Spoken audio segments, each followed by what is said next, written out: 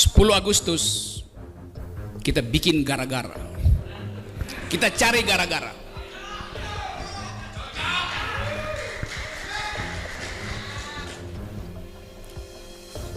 Seluruh kesempatan untuk diskusi sudah kita lalui. Diskusi dengan menteri, diskusi dengan dirjen, diskusi dengan kabinet, diskusi dengan anggota DPR. Hasilnya diabaikan. Maka saatnya kita bikin gara-gara. Kita bikin gara-gara untuk buka perkara. Berperkara dengan siapa? Berperkara dengan Presiden Jokowi. Berperkara dengan menteri biasa tuh. Tapi kita mesti hidupkan harapan bahwa hanya dengan berperkara kita bisa mempersoalkan kembali seluruh kebijakan bangsa ini yang dihianati oleh pemimpin tertinggi. Menurut Rocky Gerung, tujuan utama negara Indonesia adalah perlindungan yang tertuang dalam Undang-Undang Dasar 1945 alinea keempat.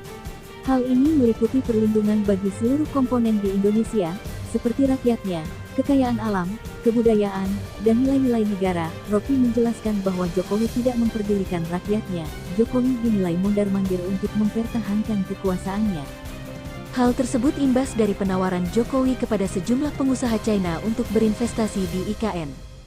Jokowi menawarkan IKN, mondar-mandir ke koalisi, untuk mencari kejelasan nasibnya. Dia mikirin nasibnya bukan nasib kita, ucapnya. Dari sinilah Rocky Gerung mewakili suara rakyat menumpahkan kemarahannya.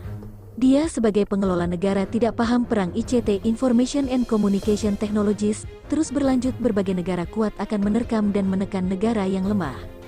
Begitu tragisnya kalau Indonesia justru menyerahkan diri untuk diterkam, IKN diserahkan ke China, sumber daya alam silahkan dikelola apa maunya mereka.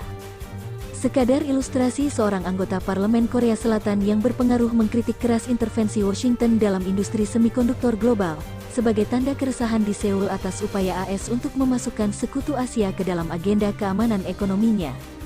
Yang Hyang-ja, mantan insinyur chip dan eksekutif Samsung yang mengetuai komite partai yang berkuasa tentang daya saing semikonduktor Korea Selatan, ikut beraksi yang sama. Pemerintahan Biden juga telah memberlakukan kontrol ekspor besar-besaran pada alat manufaktur chip penting ke China dan melarang warga negara dan perusahaan AS untuk menawarkan dukungan langsung atau tidak langsung kepada perusahaan China yang terlibat dalam manufaktur chip canggih. Sekadar contoh, dalam sebuah negara anggota parlementer dan pengusaha berjuang bersama melindungi negara dari ancaman ekonomi global yang akan merusak dan menggulung negaranya, anggota parlemen di Indonesia justru menjadi ternak oligarki ikut merusak ekonomi negara. Keseharian hanya sibuk mencari kekuasaan dan mengais cuan dengan posisinya yang sudah menjadi lameda. Prof. Ihsanuddin Nursi mengeluarkan kritiknya sama seperti Rocky Gerung, hanya beda bahasa dengan contoh. Di Korea Selatan mereka melakukan perlindungan bahkan sampai ke level bahan baku dan material olahan. Sementara Indonesia disibukkan dengan perebutan tahta dan harta yang TDK menyelesaikan masalah struktural kenegaraan. Korea Selatan mendemonstrasikan seberapa jauh Cina telah datang di sektor memori NAND, dan bagaimana perusahaan Korea mendapat manfaat dari intervensi AS, kata Stagaronit. FT juga melaporkan bahwa kontrol ekspor AS membantu menggagalkan upaya yang diduga oleh seorang ahli semikonduktor terkenal Korea Selatan untuk membangun pabrik chip memori, penyiru, di China. Menurut jaksa Korea, pabrik tersebut akan menyebabkan kerugian yang tidak dapat dipulihkan pada industri semikonduktor Korea. Pertahanan ekonomi dan menjaga kedaulatan negara juga dicontohkan negara besar sekelas Rusia. 1 tahun lalu rubel terhadap dolar masih tanda kurang lebih 63, sekarang 94, bisa dihitung berapa persen devaluasi di market, itu karena dikonversi dengan dolar AS dalam persaingan mata uang internasional. Apa itu berarti rubel kalah dari dolar? Lagi-lagi itu karena dasar penimbangannya USD. Jebakannya Pat Bretton Woods II, mereka merancang mata uang sendiri, yang tidak diukur dengan USD. Yahudi dan beberapa mulai ambil ancang-ancang dengan cara digital currency untuk melindungi kekuatan ekonominya. Indonesia ini apa bego, bodoh, bingung dan pontang-panting mengikuti redenominasi dan satu sehat. Redenominasi, mempermudah digital currency, satu sehat, mempermudah terintegrasi dengan One Health WHO. Wajar Rocky Gerung, Prof. Ihsanuddin Nursi, ekonom Indonesia, dan pemerhati perkembangan Indonesia yang hanya berebut kekuasaan, hanya bisa hutang dan menjual kedaulatan negara dengan isi alamnya, marah besar.